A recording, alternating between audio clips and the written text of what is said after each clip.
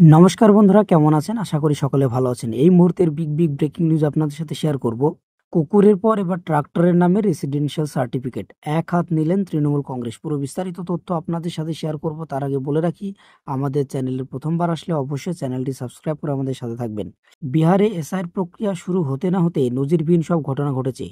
প্রথমে ডগবাবুকে বাসিন্দার শংসাপত্র দেওয়ার পর এবার সেই তালিকায় জুড়ে গেল ট্রাক্টরের নাম।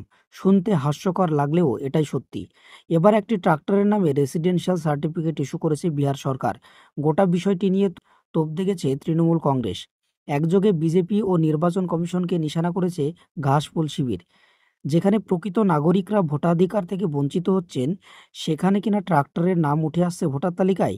এই ঘটনা কি নির্বাচন ব্যবস্থার বিশ্বাসযোগ্যতার উপর প্রশ্ন তুলে দিচ্ছে না? চলতি বছরের শেষের দিকে বিহারের বিধানসভা নির্বাচন হওয়ার কথা। তার আগে বিজেপির কথা মতো ভোটার তালিকা সংশোধন করতে ব্যস্ত কমিশন।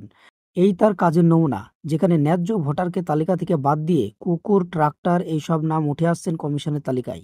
এটা গণতন্ত্র আর মানুষের অধিকার নিয়ে ছেলেখেলা নয়। এই ঘটনা আসলে প্রমাণ করে দিল, ভোটার যাচাই ব্যবস্থা নামে এই মুহূর্তে যা যা শুরু হয়েছে সবটাই কেন্দ্রের উদ্দেশ্য প্রণোদিত। তৃণমূল কংগ্রেসের তরফে এক টুইট করে বলা হয়েছে, আগে কুকুর এবার ট্রাক্টর, দুজনকে বিহার সরকার বাসিন্দার শংসাপত্র দিয়েছে। এই সার্টিফিকেটগুলোকে প্রমাণ হিসেবে গ্রহণ করছে নির্বাচন কমিশনের স্পেশাল ইনসেনটিভ রিভিশন কর্মসূচি, যেখানে ইতিমধ্যে লাখো গরিব ও প্রান্তিক মানুষের নাম নির্বিচারে ভোটার তালিকা থেকে মুছে দেওয়া হচ্ছে। বাংলার শাসক দলের তরফ থেকে এই টুইট আসার পর ইতিমধ্যে সোশ্যাল মিডিয়ায় নির্বাচন কমিশনকে এক হাত নিয়েছেন নেটপাড়ার বাসিন্দারা। রাজনৈতিক মহলের একাংশ বলছে, এবার গরু ছাগলের নামেও ভোটার কার্ড বেরোলে অবাক হওয়ার কিছু থাকবে না। বিজেপি সরকারের আমলে নির্বাচন কমিশনের আসল রূপ মানুষের জবাব দেবে।